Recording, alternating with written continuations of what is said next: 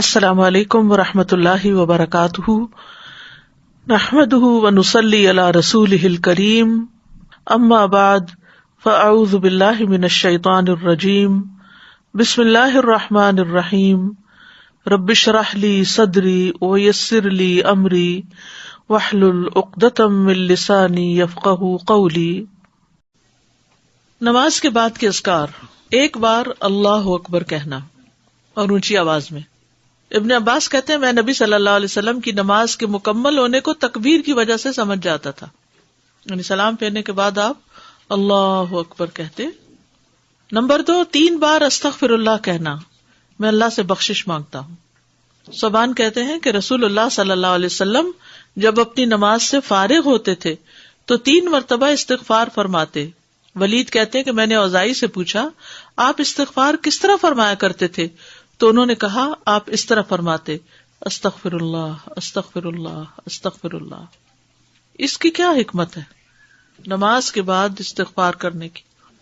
استغفار کا مطلب ہے بخشش مانگنا، یعنی اگر کوئی ہم سے غلطی ہو گئی ہے، بھول چوک ہو گئی ہے، تو اللہ تعالیٰ اس کو معاف کر دینا اور ہماری نماز قبول کر لینا، غلطی معاف کر کے۔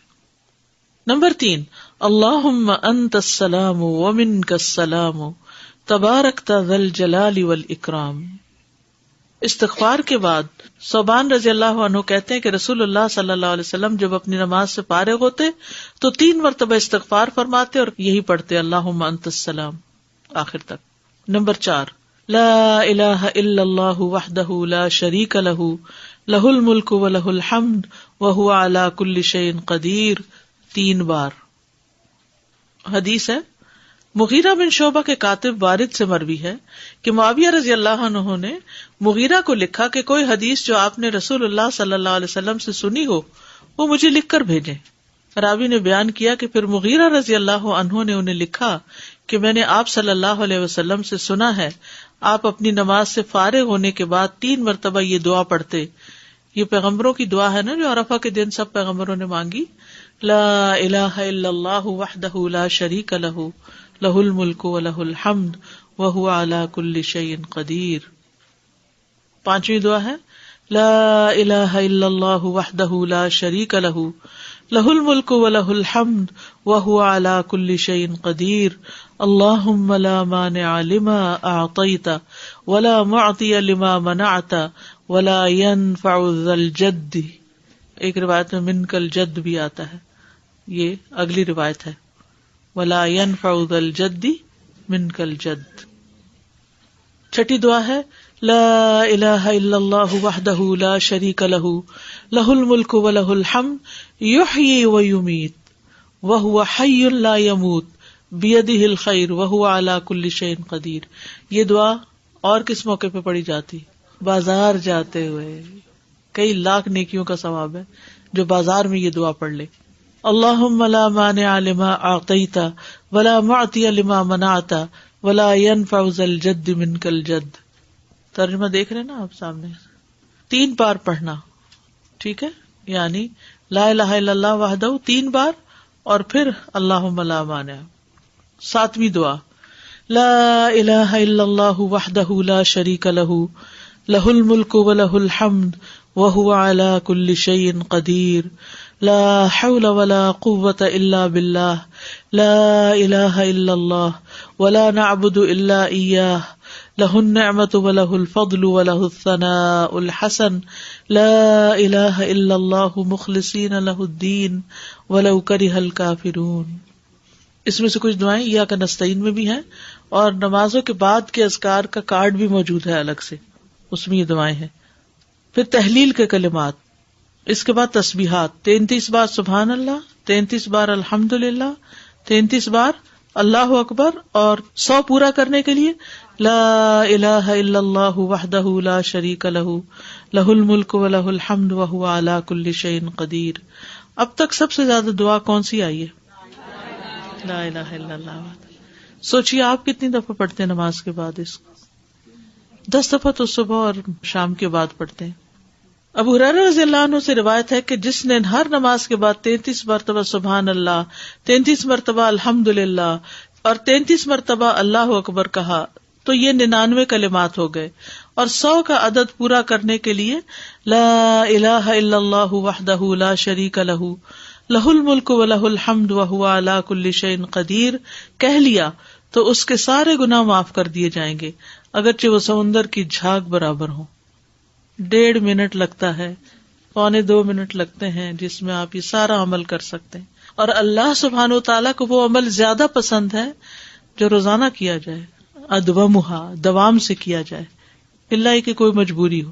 اس میں آپ دیکھیے، نماز پڑھ لی آپ نے 10 منٹ میں، فرض پڑھ لیے تو یہ 2 منٹ میں کیا مشکل ہے، 2 سے بھی کم منٹ لگتے ہیں۔ بعض روایات میں اللہ اکبر 34 بار پڑھنے کا بھی آتا ہے۔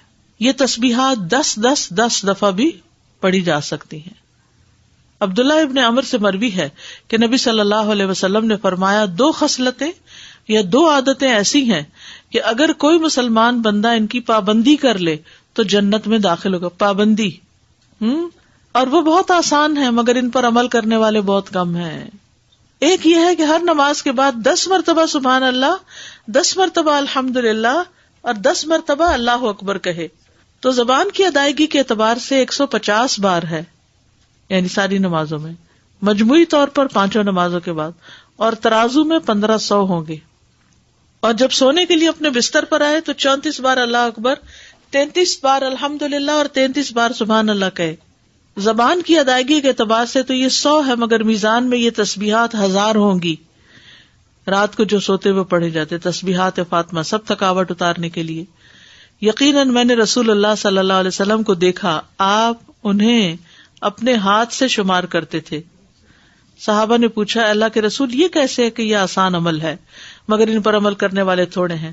آپ نے فرمایا، سوتے وقت میں کسی کے پاس شیطان آ جاتا ہے اور پہلے اس سے کہ وہ تسبیح پوری کرے وہ اسے سلا دیتا ہے، اور اسی طرح اس کی نماز میں شیطان آ جاتا ہے اور یہ تسبیحات پڑھنے سے پہلے ہی کوئی کام یاد دلا دیتا ہے۔ ہوتا تو یہی ہے نا، حقیقت ہے۔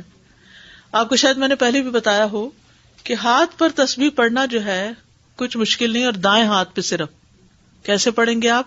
سبحان اللہ سبحان اللہ سبحان اللہ، اور اوپر سے اب نیچے آ جائیے، سبحان اللہ سبحان اللہ سبحان اللہ سبحان اللہ سبحان اللہ سبحان اللہ، نیچے سے اوپر، اور پھر سبحان اللہ سبحان اللہ سبحان اللہ اوپر سے۔ تو یہ ہم 2 ہاتھوں پہ الگ الگ پڑھتے ہیں نا، اور بایاں ہاتھ بھی لگاتے ہیں، تو اس سے افضل کیا ہے ایک ہی ہاتھ پر 33 بار پڑھنا، اور جب یہ پورا ایک ہاتھ اوپر نیچے دونوں طرف ہو جائے تو 3 بس مزید پڑھ لینا۔ آپ کر کے دیکھیے، بہت آسان ہے۔ شروع میں جب مجھے پتا چلا کہ ایک ہاتھ میں پڑھنا ہے تو میں تو بڑی پریشان ہوئی کہ میں تو ہر وقت کنفیوز ہی رہوں گی کہ کتنا پڑھا کتنا نہیں۔ تو پھر میں الحمدللہ عمرے پر گئی ایک بار، تو اس میں مدینہ میں تو مغرب کے بعد جیسے بیٹھ جاتا ہے نا عشاء تک، تو میرے ساتھ ہی کوئی جاپنیز لڑکی تھی یا کوئی کورین یا ایسی کوئی تھی، تو بہت اچھے طریقے سے ادب آداب کے ساتھ اپنے بیٹھی ہوئی ذکر کر رہی تھی۔ تو اچانک میری نگاہ اس کے ہاتھ پر پڑی تو وہ یہی کر رہی تھی، اوپر سے نیچے نیچے سے اوپر۔ تو میں نے کہا اوہ اتنا آسان ہے، کیونکہ میں جب ایک ہی ہاتھ پہ 2 دفعہ پڑھتی تو کبھی کہتی پتہ نہیں پڑھا ہے 1 دفعہ پڑھا کہ 2 دفعہ۔ تو اس طرح اب اتنا آسان ہو گیا اور بڑے سکون سے پڑھا جاتا ہے۔ جہاں سے مرضی شروع کریں، جیسے آپ کا طریقہ ہے، میرا طریقہ چونکہ یہاں سے شروع کرنے کا تھا تو اس لیے نیچے سے 3 اوپر، تو اوپر سے نیچے 3۔ بعض لوگ تو 100 کے لیے پتہ نہیں یہ بھی بتاتے یہاں سے ایسے پھر ایسے پھر ایسے پھر ایسے، پھر مجھے جھنجٹ لگتا ہے، کیونکہ انگلیاں بھی مستنطقات ہیں نا، قیامت کے دن بولیں گی۔ 25 بار تسبیحات پڑھنا، یعنی یہ بھی جائز ہے، ٹھیک ہے۔ آیت الکرسی، جنت میں جانے کا راستہ۔ رسول اللہ صلی اللہ علیہ وسلم نے فرمایا، جو شخص ہر فرض نماز کے بعد آیت الکرسی پڑھے اس کو موت کے علاوہ کوئی چیز جنت میں جانے سے نہیں روک سکتی۔ سبحان اللہ۔ یعنی نماز پڑھی اور نماز کے بعد آیت الکرسی پڑھ کے آپ دیکھیے کتنی دیر لگتی ہے، شاید ہارڈلی منٹ بھی نہ لگتا ہو، اور یہ سب سے افضل آیت ہے۔ ابو ذر غفاری کہتے ہیں کہ میں مسجد حرام میں داخل ہوا اور رسول اللہ صلی اللہ علیہ وسلم کو اکیلے دیکھ کر آپ کے پاس آ کر بیٹھ گیا۔ میں نے کہا، یا رسول اللہ، کون سی آیت سب سے افضل ہے جو آپ پر نازل ہوئی؟ آپ نے فرمایا، آیت الکرسی۔ کرسی کے مقابلے میں 7 آسمان اس طرح جیسے بیابان زمین میں کوئی چھلا پڑا ہوا، اور پھر کرسی کے مقابلے میں عرش کا حجم اس طرح ہے جیسے اس چھلے کے مقابلے میں بیابان کا وجود۔ قرآن کریم میں سب سے عظیم آیت ہے۔ جو آپ نے ابی ابن کعب سے پوچھا تھا تو انہوں نے جب جواب دیا تو آپ نے فرمایا کہ ابو المنذر تمہیں علم مبارک ہو. اس کے پڑھنے سے ایک محافظ آ جاتا ہے اور شیطان قریب بھی نہیں پٹکتا. جنات سے بچانے والی آیت ہے یہ. وہ آیت جو سورۃ البقرہ میں ہے، اسے کوئی شام کو پڑھے گا تو صبح تک پناہ میں رہے گا، اور جو صبح پڑھے گا شام تک ہم سے پناہ میں رہے گا، یعنی جنات سے. معوذات، سورۃ الاخلاص، سورۃ الفلق، سورۃ الناس، یہ بھی ایک ایک بار پڑھنا ہوتی ہے نماز کے اذکار میں. عقبہ بن عامر کہتے ہیں کہ رسول اللہ صلی اللہ علیہ وسلم نے مجھے حکم دیا تھا کہ میں ہر نماز کے بعد معوذات پڑھا کروں. ہر نماز کے بعد معوذات پڑھا کروں. معوذات کی فضیلت کیا ہے؟ ان کی مثل پچھلی کتب میں کوئی صورت نہیں. یہ اتنی افضل صورتیں ہیں. رسول اللہ صلی اللہ علیہ وسلم نے فرمایا، اے عقبہ بن عامر، کیا میں تمہیں ایسی صورتیں نہ سکھاؤں جو نہ تورات میں نازل ہوئی، نہ زبور میں، اور نہ انجیل میں، اور نہ ان جیسی فرقان میں ہیں؟ تم پر ایک رات بھی ایسی نہ آئے کہ تم ان کو نہ پڑھو. جسے ہم کہتے ہیں نا ایک دن بھی نہ آئے، تو ایسے عربی میں کہتے ہیں ایک رات بھی نہ گزرے. رسول اللہ صلی اللہ علیہ وسلم نے فرمایا، تم نہیں دیکھتے کہ آج کی رات ایسی آیات اتری ہیں کہ ان کی طرح کبھی دیکھی نہیں گئی، اور وہ ہیں قل اعوذ برب الفلق اور قل اعوذ برب الناس. انتہائی بلیغ صورتیں ہیں. سب سے افضل تعوذ ہے یہ. پہلے نبی صلی اللہ علیہ وسلم اور کلمات پڑھتے تھے، جب یہ صورتیں نازل ہوئی تو اور ذکر چھوڑ کر انہی کو پڑھنے لگے. نظر بد سے کفایت کرنے والے کلمات ہیں، یعنی اگر کسی کو ڈر ہو کہ اس کو نظر لگے گی یا لگ چکی ہو تو اس کے علاج کے لیے بھی.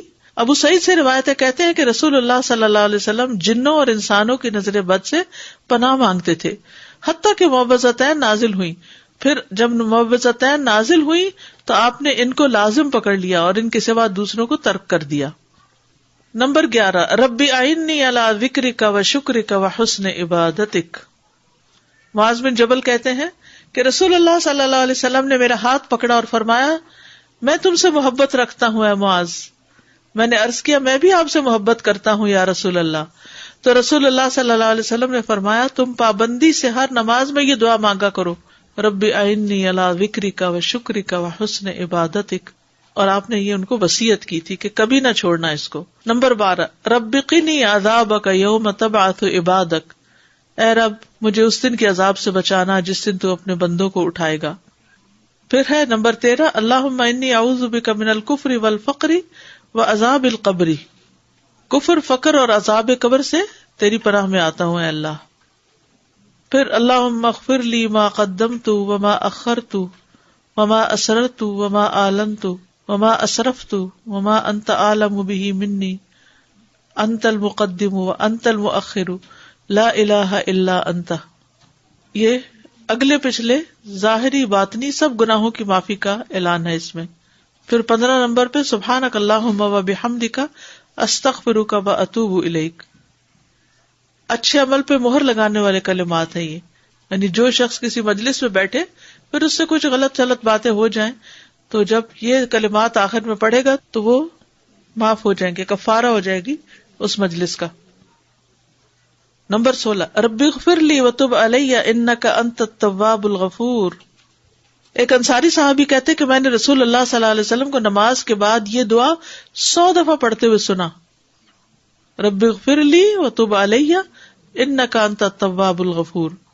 پھر اللہم انی اعوذ بک من الجبن واعوذ بک ان ارد الی ارذل الامور واعوذ بک من فتنۃ الدنیا واعوذ بک من عذاب القبر. پھر ہے اللہم اغفر لی وارحمنی واہدنی وارزقنی. استاذہ، ان ساری دعاؤں کو آرڈر میں پڑھنا ضروری ہے یا کسی بھی آرڈر میں؟ یہ تو لکھنے کی ترتیب ہے، لیکن شروع کے جو ہے نا اللہ اکبر استغفر اللہ استغفر اللہ استغفر اللہ اللہم انت السلام منک السلام، یہ آرڈر میں تینوں پڑھنا ہے. ٹھیک ہے، اس کے بعد آپ آیت الکرسی پڑھیں یا تسبیحات پڑھیں یا پھر جو بھی دعا چاہیں پڑھیں. ان میں سے یہ ہے کہ ایک پوسٹر بھی بنایا گیا تھا اور ایک انشاءاللہ یہاں بھی میں چاہ رہی تھی کہ چھپوا کے دے دیں. اس میں یہ ساری تو نہیں آ سکیں گی لیکن موٹی موٹی دعائیں جو ہیں وہ آ جائیں گی. تو میں نے تو جو اپنا قرآن مجید ہے وہ ایک پرنٹ آؤٹ سا نکال کے دعاؤں کا، قرآن مجید کے جو جسے دیکھ کے پڑھتے ہیں نماز میں، اس کے اندر نشانی کے طور پہ اس کو رکھا ہوا پلاسٹک میں ڈال کے. جب میں نماز شروع کرتی ہوں تو وہ اس کو نکال کے سائڈ پہ رکھ لیتی ہوں. جب نماز ختم کرتی ہوں تو پھر جو یاد ہیں اور جو نہیں پوری طرح یاد ان کو جو یاد ہے بس ہنٹ دیکھتی جاتی ہیں اور پڑھتی جاتی ہیں، جو نہیں یاد ان کو دیکھ کے پڑھ لیتی ہیں. تو اس سے کیا فائدہ ہوتا ہے کہ اس طرح پڑھی جاتی ہیں، ورنہ تو وہ بھی بھول جاتا کون کون سی تھی. یا تو بچپن میں یہ سب سیکھ لیتے نا، پھر مشکل نہیں. جیسے نماز ہم نے اول سے آخر سیکھی ہوئی ہے نا، تو وہ ایک گاڑی دوڑ پڑتی ہے. لیکن یہ دعائیں تو ہم نے بڑے ہو کر ہی سیکھی ہے نا، اور کچھ نئی نئی پھر پتہ چل جاتی ہے تو وہ ایڈ ہو جاتی ہیں. تو اس طرح بھی آپ آسانی سے رکھ سکتے ہیں تاکہ یاد رہے. یا آپ کہیں سائڈ پر پیسٹ کر دیں اور آپ پڑھتے رہیں، جب دعا بھول جائے تو ذرا سا ایک نظر ریمائنڈر کے لیے دیکھ لیں، کسی وال پہ لگا دیں، کپڑ پہ قریب ہی جہاں آپ نماز پڑھتے ہو. دور کہیں چلے گی تو پھر رہ جائے گی. بک سٹور سے بڑا سا پوسٹر بھی ملتا ہے، اگر کسی کے گھر میں ایسی وال ہے جس پہ فل سائز پوسٹر آ جائے تو وہ بھی لگایا جا سکتا ہے. لیکن چھوٹے انشاءاللہ ہم چھپوا رہے ہیں تو وہ بھی آپ کو دے دیں گے. اردو انگلش ترجمے والے کارڈز کچھ موجود ہیں، اگر آپ وہ لے لینا، کیونکہ ہر وقت کتاب نہیں ساتھ اٹھائی جا سکتی. آپ کے بیگ میں ہو رکھا ہوا، کہیں بھی آپ سفر پر بھی ہیں، کہیں بھی ہو، نماز کے بعد بیگ سے نکال کے پڑھ لیتے ہیں. الہدا کی ایپ پر بھی ہیں، اس پہ ڈاؤن لوڈ کر لیں.